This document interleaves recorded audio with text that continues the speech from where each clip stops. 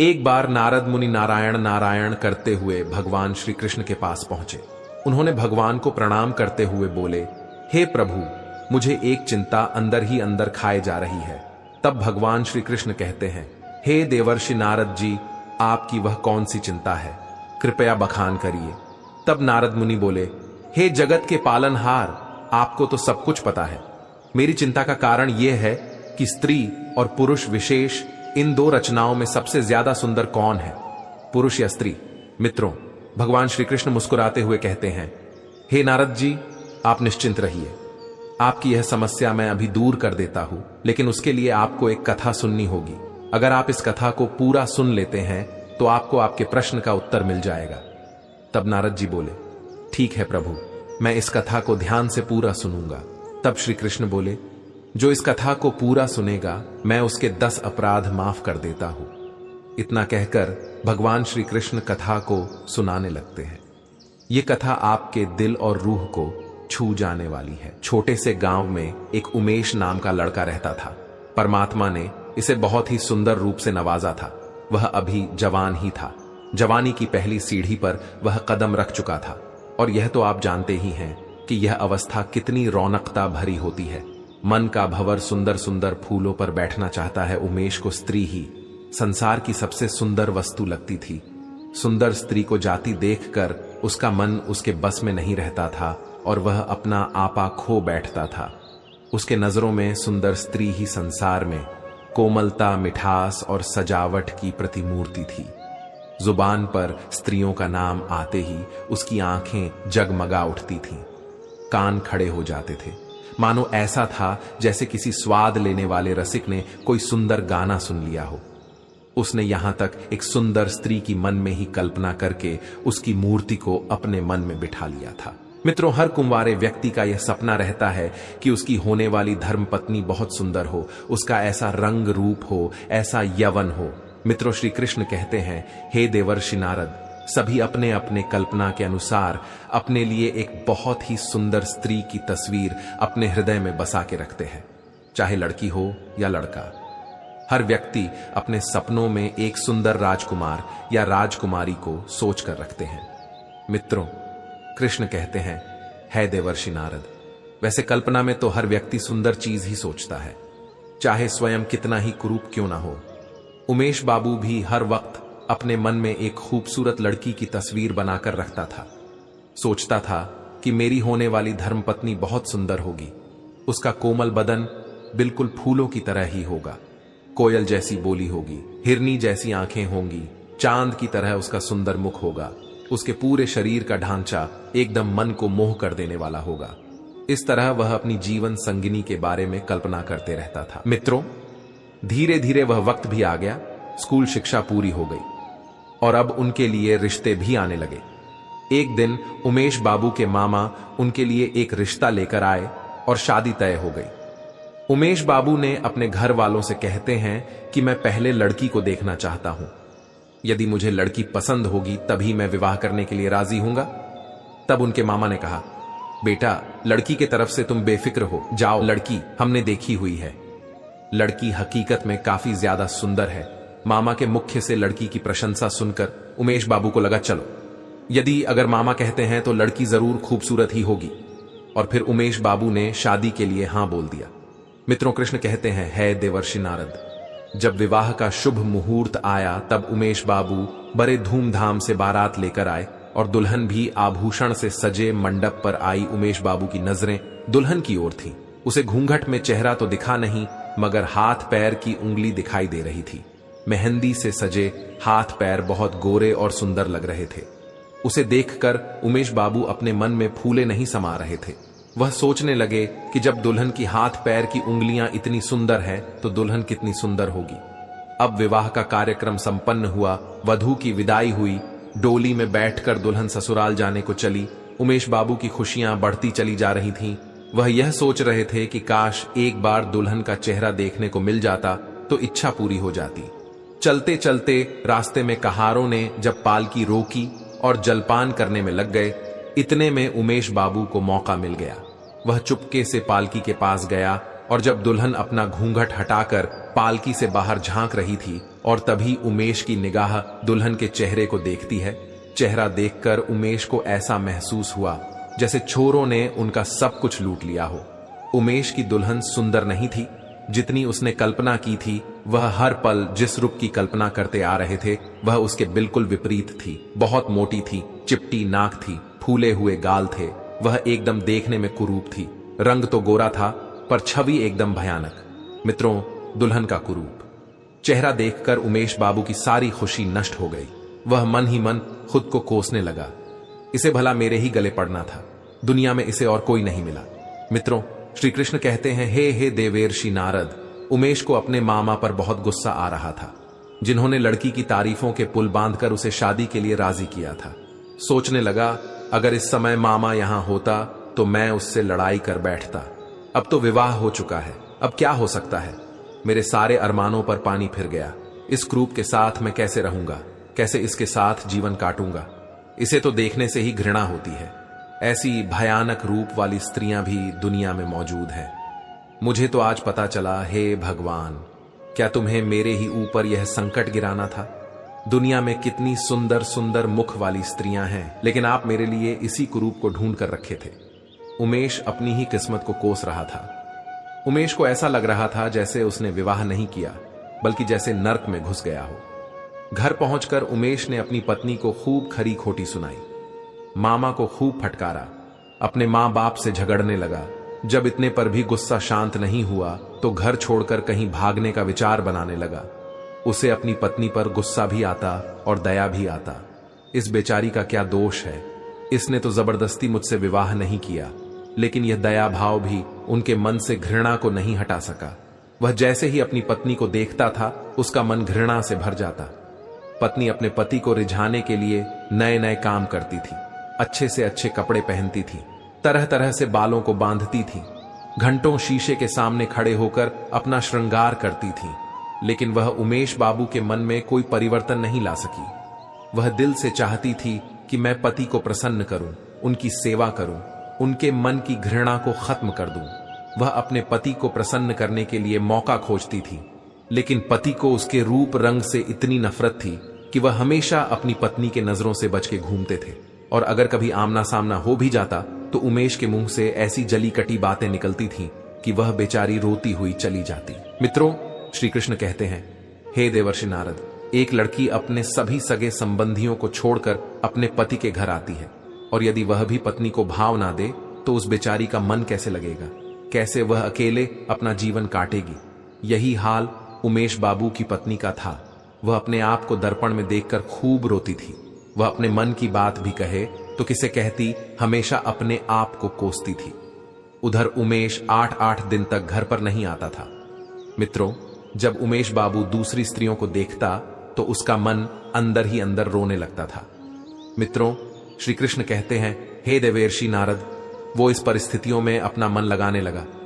वह यह भूल जाना चाहता था कि उसका विवाह हो चुका है। उधर बेचारी उसकी मासूम सी पत्नी घर में बैठी अपने पति के दर्शन के लिए तरसती थी, लेकिन उमेश ने घर पर आना ही छोड़ रखा था। वह पूरे दिन अपने मित्रों के साथ मजे में रहता था। उसकी पत्नी जब कभी घर से बाहर अपने पति को खिड़की से देखती थी तो वह तड़प कर रह जाती। एक दिन उमेश बाबू जब खाना खाने घर पर आए तो उसकी पत्नी ने पूछा, अजी, अब तो आपके दर्शन भी नहीं होते, मेरी वजह से आपने तो घर आना भी छोड़ दिया। उमेश ने मुंह घुमाकर उत्तर दिया, क्या बताऊं, नौकरी की तलाश में इधर उधर भागना पड़ता है, इसलिए घर पर नहीं आ पाता हूं। पत्नी बोली, मैं जानती हूं आप घर पर क्यों नहीं आते हो, आपको मेरा चेहरा बिल्कुल पसंद नहीं है। आप एक काम क्यों नहीं करते, आप किसी डॉक्टर से मेरी सूरत क्यों नहीं बनवा देते, मैंने सुना है डॉक्टर चेहरा बदल देते हैं। पति ने कहा, क्यों, तुम व्यर्थ की बकवास कर रही हो, जो काम भगवान नहीं कर सका वह मनुष्य क्या करेगा। पत्नी ने बड़ा सुंदर जवाब दिया, अच्छा, यह बात आपको सोचनी चाहिए कि भगवान की गलती की सजा मुझे क्यों दे रहे हो।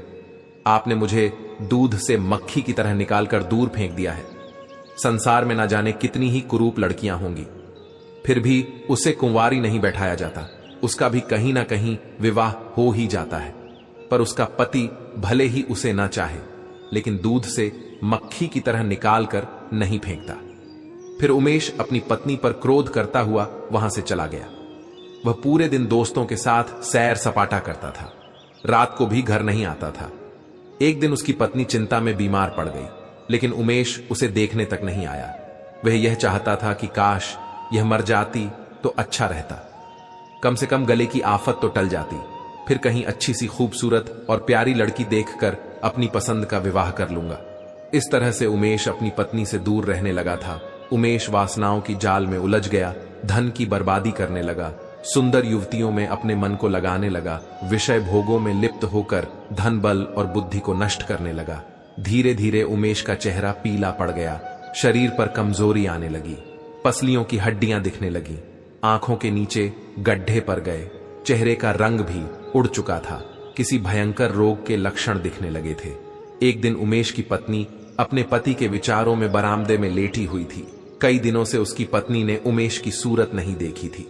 उसने डरते डरते किसी के हाथों उसे बुलाया और सोचने लगी, आएंगे तो वैसे भी नहीं, कहने में क्या जाता है। किसी ने जाकर उमेश को बताया कि तुम्हें तुम्हारी पत्नी ने बुलाया है। आज उमेश के मन में कुछ दया का भाव था, वह जाकर पत्नी के सामने खड़ा हो गया। जब उमेश की पत्नी ने उमेश के चेहरे को देखा तो वह चौंक पड़ी। उमेश बहुत कमजोर हो चुका था, चेहरा पहचान में नहीं आ रहा था। उसकी पत्नी पूछने लगे, तुम बीमार क्यों हो गए? तुम तो मुझसे भी ज्यादा कमजोर हो गए हो। उमेश कहता हुए कहने लगा, मेरी जिंदगी में अब रखा ही क्या है जिसके लिए मैं जीने की फिक्र करूं। उमेश की पत्नी बोली, चिंता करने से कोई इतना कमजोर नहीं हो जाता, तुम्हें कोई बीमारी है, तुम इसका इलाज क्यों नहीं कराते? इतना कहकर उसने पति का दायां हाथ पकड़कर चारपाई पर बैठा दिया। उमेश ने भी अपना हाथ छुड़ाने का प्रयास नहीं किया। उसका स्वभाव आज नरम लग रहा था। उसकी बातों में क्रोध और अकड़ नहीं थी, उसकी आंखों में आंसू थे। उमेश ने कहा, मेरी दवा, अब मेरी मौत है। मैं अब अधिक दिन तक नहीं जीऊंगा, मुझे किसी भयंकर रोग के लक्षण लग रहा है। डॉक्टर ने भी यही बताया है। मुझे इस बात का बड़ा अफसोस है कि मैंने तुम्हें बहुत दुख दिया, मुझे क्षमा करना मित्रों। श्री कृष्ण कहते हैं, हे देवर्षि नारद। उसका पति आगे कहता है, कभी कभी बैठे बैठे मुझे बेहोशी आ जाती है।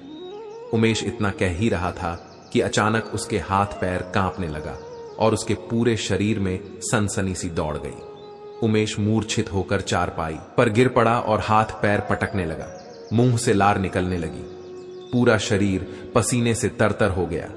पति की बिगड़ते हुए दशा को देखकर पत्नी अपनी बीमारी भूल गई, क्योंकि मित्रों श्री कृष्ण कहते हैं, हे देवर्षि नारद, काफी दिनों से वह भी बीमार थी।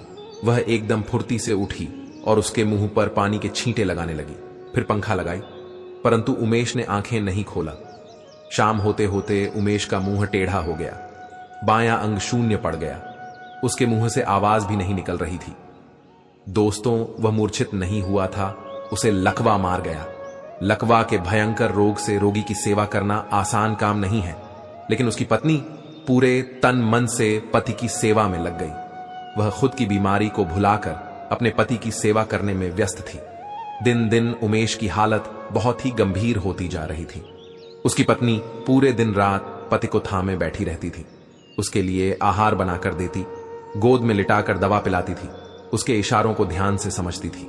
मित्रों, उसकी पत्नी को स्वयं बुखार था, दर्द से सर फटा रहता, फिर भी वह अपने कष्ट को भूलकर पूरी जिम्मेदारी के साथ अपने पति की देखरेख करती थी। मित्रों, श्री कृष्ण कहते हैं, हे देवर्षि नारद, समय बीतता गया लेकिन उसकी हालत में कोई सुधार नहीं आया। उसका दाहिना पैर तो कुछ भी काम न करने को रह गया था। वह जब बोलता था तो मुंह से टोले जैसा आवाज निकलती थी। मित्रों, श्री कृष्ण कहते हैं, हे देवर्षि नारद, सबसे बुरी दशा तो उसके सुंदर चेहरे की हो गई। वह इतना टेढ़ा हो गया था जैसे मानो कोई रबर को घुमाकर टेढ़ा कर दिया हो।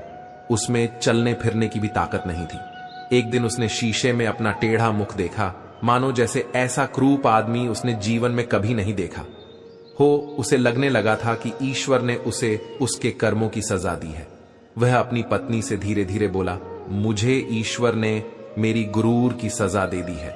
वास्तव में यह मेरी बुराई के बदले है जो मैंने तुम्हारे साथ किया। अब तुम भी मेरे चेहरे को देखकर घृणा से मुंह फेर कर मुझसे उस दुर्व्यवहार का बदला ले सकती हो जो मैंने तुम्हारे साथ किया था। फिर पत्नी ने पति से प्यार से कहा, सुनिए, मैं तो आपको अभी भी उसी निगाह से देखती हूं, मुझे आप में कोई फर्क नहीं दिखाई देता। उमेश बोला, वाह रे वाह, मेरा मुंह बदसूरत की तरह है और तुम्हें कोई फर्क नहीं पड़ता। इस चेहरे को लेकर तो मैं घर से बाहर भी नहीं जा पाऊंगा। ईश्वर ने सचमुच मुझे बहुत कठोर सजा दी है। मित्रों, उसने बहुत प्रयास किया, कई डॉक्टरों को दिखाया, पर उमेश का चेहरा ठीक नहीं हुआ। उसका चेहरा बड़ा भयानक लगता था। हर कोई उसे देख करके डर जाते थे। फिर कुछ समय बाद वह दवाइयां और डॉक्टर के मदद से तो चलने फिरने लगा, पर चेहरा ठीक नहीं हुआ। मित्रों, पत्नी ने मां देवी से मन्नत मांगी थी कि मेरे पति अगर चलने फिरने लगे तो मैं देवी मां की पूजा करूंगी। आज उसी पूजा का उत्सव था। पूरे मोहल्ले की स्त्रियां सज धज करके वहां आई और गाना बजाना भी हो रहा था। उमेश की पत्नी से गांव की महिलाओं ने पूछा, क्यों बहन, अब तो तुम्हें अपने पति का चेहरा बिल्कुल अच्छा नहीं लगता होगा। पत्नी ने बड़ा सुंदर जवाब दिया, नहीं बहन, मुझे चेहरा तो अच्छा नहीं लगता है, लेकिन मुझे उसके बदले में पति की आत्मा मिल गई है, जो रूप से कहीं ज्यादा बढ़कर है। उधर उमेश कमरे में अपने दोस्तों के साथ बैठा था और अपनी पत्नी और सभी महिलाओं की बातों को बड़े ध्यान से सुन रहा था। तभी उमेश के दोस्तों ने कहा, उमेश, आज तो तुम्हारे घर पर पूरे गांव की सुंदर सुंदर स्त्रियां आई हैं, इनमें तुम्हें सबसे ज्यादा सुंदर कौन सी लग रही है? तभी उमेश ने अपनी पत्नी की ओर इशारा करते हुए कहा, मुझे तो वही अच्छी लग रही है जो थाली में फूल रख रही है। सभी दोस्त कहने लगे, अरे भाई, लगता है तुम्हारी सूरत क्या बिगड़ी, अब तो तुम्हारी नजर भी बिगड़ गई है। उसके दोस्तों ने कहा, मुझे तो सबसे ज्यादा बदसूरत वही मालूम पड़ रही है। तब उमेश ने जवाब दिया, भाई, तुम्हें वह बदसूरत इसलिए लग रही है क्योंकि तुम उसका शरीर देख रहे हो, और मुझे अच्छी इसलिए लग रही क्योंकि मैं उसकी आत्मा देख रहा हूं। मित्रों, श्री कृष्ण कहते हैं, हे देवर्षि नारद, प्यार दिल से होती है, ना कि चेहरे और सुंदरता से। प्यार उसे कहते हैं जो आपके बुरे से बुरे समय में आपका साथ दे, जैसे उमेश की पत्नी ने अपने पति का साथ दिया। मित्रों, ईश्वर ने हमें जिस विशेष गुण से नवाजा है, उसका उपयोग जन कल्याण के लिए होना चाहिए, ना कि अभिमान के लिए। उस गुण को अपनी ढाल बनाकर किसी को नीचा नहीं दिखाना चाहिए, किसी की निंदा या उसका अपमान नहीं करना चाहिए, वरना यह तो आप जानते ही हैं कि एक दिन उसे भी कहीं ना कहीं नीचा देखना पड़ सकता है। मित्रों, श्री कृष्ण कहते हैं, हे देवर्षि नारद, अब आप समझ चुके होंगे कि दुनिया में सबसे सुंदर क्या है। तब देवर्षि नारद बोले, ही प्रभु, आपकी आश्रम अनुकंपा से मैं समझ गया हूं कि प्रेम के अलावा दुनिया में सबसे सुंदर और कोई चीज नहीं है। दोस्तों, मैं उम्मीद करता हूं यह कथा आपको जरूर पसंद आई होगी। मित्रों, यदि आपको यह वीडियो पसंद आई हो तो प्लीज आप इस चैनल को सब्सक्राइब अवश्य करें, वीडियो को लाइक करें और दोस्तों, सच्ची श्रद्धा से कमेंट में जरूर लिखें, जय श्री राम, जय हनुमान। साथ ही देवों के देव हर हर महादेव सदैव आप पर अपनी कृपा बनाए रखे। प्रिय मित्रों, वीडियो को अंत तक देखने के लिए धन्यवाद। जय श्री कृष्णा।